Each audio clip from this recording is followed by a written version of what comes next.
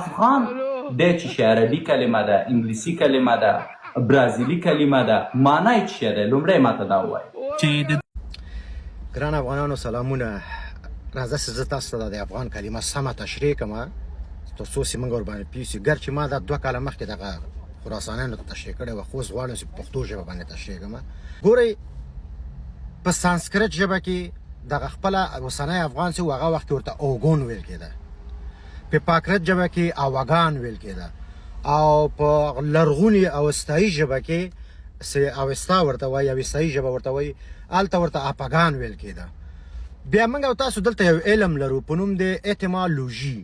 په دغه علم په اساس، یعنې دا علم څه شی راول، تاسو دا علم تعریف کوه.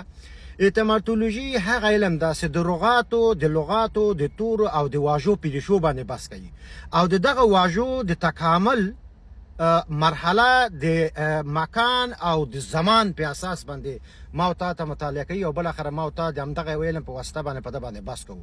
نو ډېر ژبې پېژندونکي، واژه پېژندونکي، تورې پېژندونکي موږ او تاسو لرو. ښاغلی جرمنټن امریکایي لکه کرستن ریسن نارویجي او مکرندل او په څنګ کې الکساندر، دا هغه مشهوري سیري دي چې په تورو پېژندنو کې او په واژه پېژندنو کې زښته ډېر زیات کار کړی دی. بخښنه کوه زه کلاب ته روانم. دوی به دا نتیجه راوستې په خپلو دغه کتابو کې، مثلا کتابونه یې چاپ کړي دي چې دغه اوغان، اوګون او اپاګان چې ما تاسو ته وویلې چې په سانسکریت، پاکرت او بالاخره اوستایي ژبې کې راغلي، همدغه د افغان معنا ورکوي.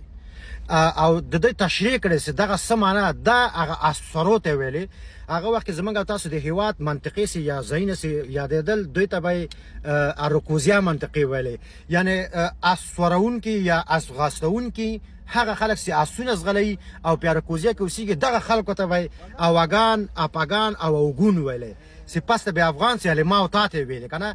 دا د دې اصلي هغه ده معنا ده. او د ده په څنګ کې دوستانو د باستان په غر کې چې په شیراز کې ده، او د زردشت په معبد کې.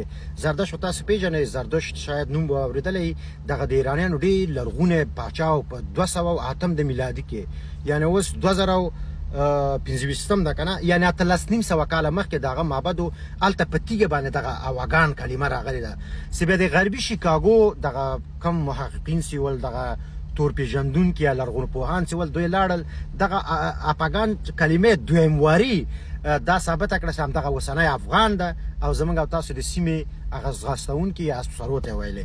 نو دا یو ډېر واضح او ډېر یعنې روښانه مسله ده چې دې کې شک نشته، او تاسو کولی شئ چې په هر ځای کې دا ثبوتونه چې نومونه ستاسو واته دا را پیدا کړئ. زه نه پوهېږم چې دا زموږ پښتانه څه مشکل لري. اوس یا ورته وایي چې افغان اسفغان ناله گرفته شده، یا ورته بل څه وایي، خو اصلي د افغان معنا د اسب غاستونکو ته وایي، یا د اسب چلونکو ته وایي، اسپسرو ته وایي. د معنا ده چې زموږ او تاسو خپل افغانانو پخوا به موږ ډېر زیات اسونه چلولو، هغه دا خوا دې خوا. نو قربان به شم، په دغه تاریخي مسلو کې لږ ذره محتاط اوسئ، او دغه پوهاوي برخه کې ډېر احتیاط وکړئ چې غلط معلومات ترلاسه نه کړئ. قربان به شم.